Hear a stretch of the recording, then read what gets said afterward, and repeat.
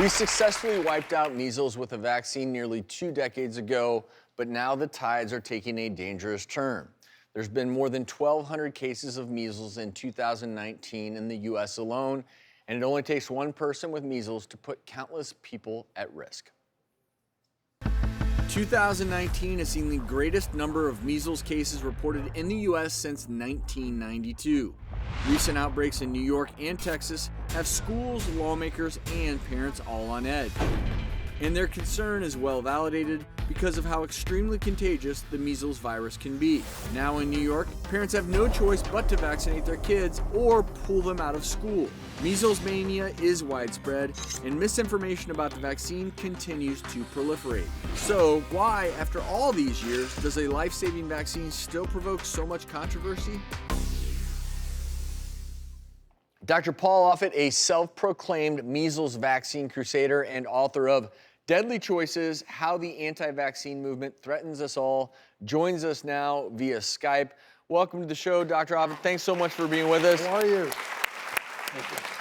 And I'll just ask you right off the bat, why do you call yourself a self-crusader?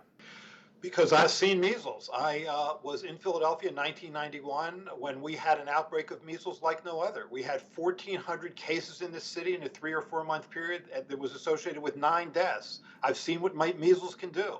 There were children who came into this hospital with measles pneumonia. There were children who came into this hospital with measles encephalitis, meaning the virus infected their brain.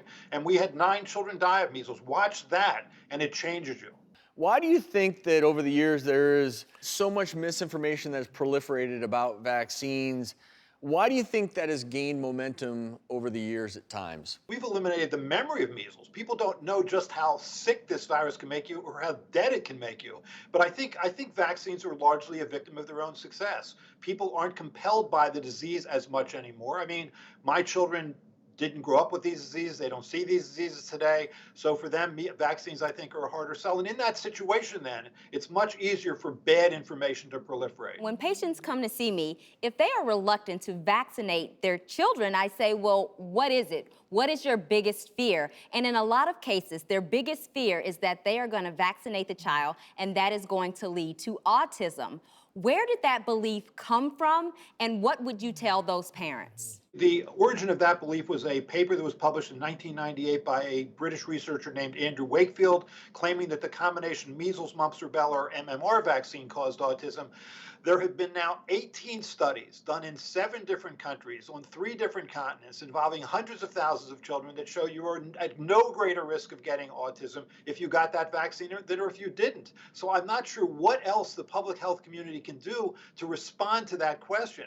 I mean, there's 2 ways to interpret those data. Either one, they didn't find an association between MMR and autism because it wasn't there to be found, or the second interpretation is there is a vast international conspiracy involving hundreds of researchers and clinicians who are trying to hide the truth from the American public, which sadly I think is the reason that some people have for this. They're just largely conspiracy theorists that believe that the pharmaceutical industry means to do them harm and has the government and the medical establishment in their pocket.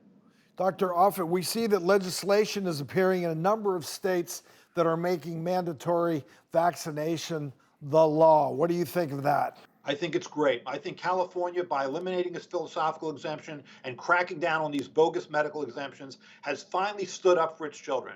They became the 3rd state to do that, Mississippi and West Virginia being the first 2, and now Maine and New York have followed. So finally, I think we've been willing to say it is not your right to allow your child to catch and transmit a potentially fatal infection.